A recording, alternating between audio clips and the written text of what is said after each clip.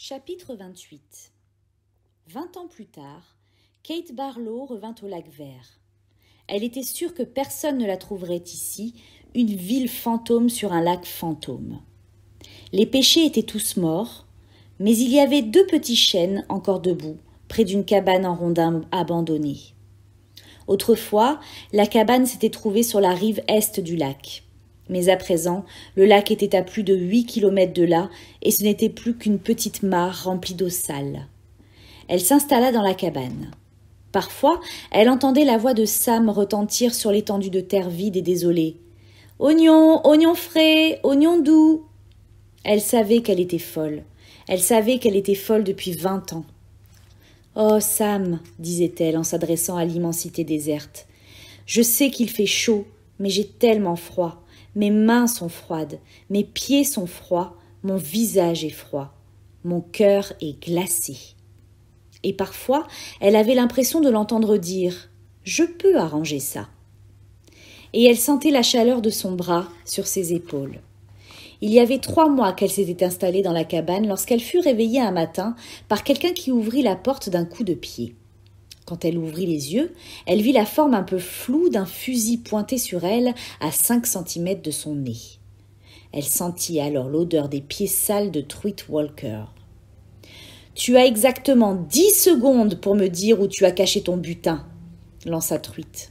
« Sinon, je te fais sauter la tête. » Elle bâilla. Une femme aux cheveux roux se tenait à côté de Truitt. Kate la voyait fouiller dans la cabane, renversant les tiroirs, jetant à terre tout ce qu'il y avait sur les étagères des placards. La femme s'avança vers elle. « Alors, c'est où ?» demanda-t-elle d'un ton impérieux. « Linda Miller, c'est toi ?» interrogea Kate.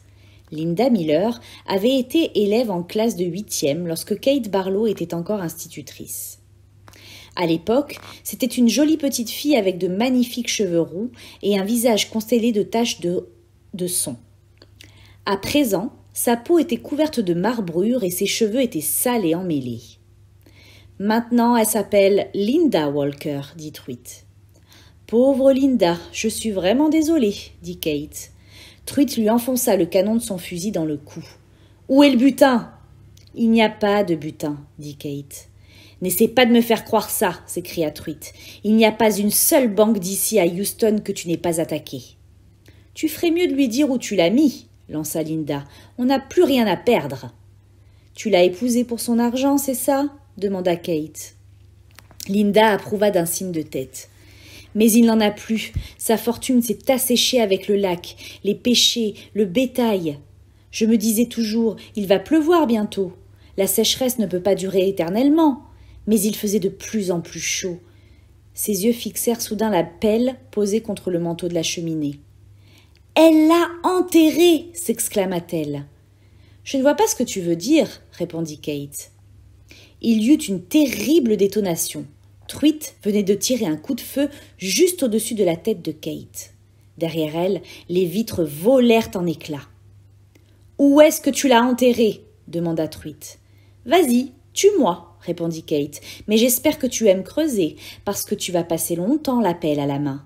C'est un grand désert ici. Toi et tes enfants et les enfants de tes enfants, vous pourrez toujours creuser pendant un bon siècle, vous ne trouverez rien du tout. » Linda saisit Kate par les cheveux et lui rejeta la tête en arrière.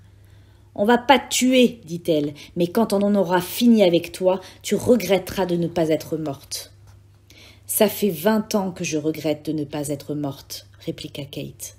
Ils l'arrachèrent à son lit et la traînèrent hors de la cabane. Elle portait un pyjama en soie bleue.